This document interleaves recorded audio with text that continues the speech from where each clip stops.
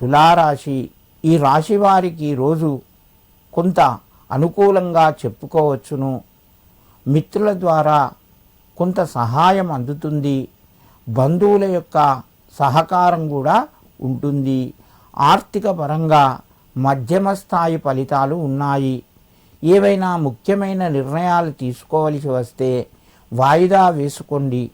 వ్యాపార రంగంలో ఉన్నవారు మీ యొక్క నిర్ణయాలు మార్పులు ఎక్కువ జరిగే అవకాశం ఉన్నది.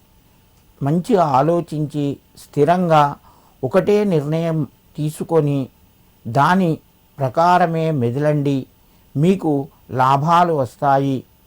తులారాశి వారు ఈరోజు ముఖ్యంగా అమ్మవారుకు రేణుకాదేవి కానీ లేదా దుర్గాదేవికి కానీ నమస్కరించి మీ పనులు ప్రారంభించండి.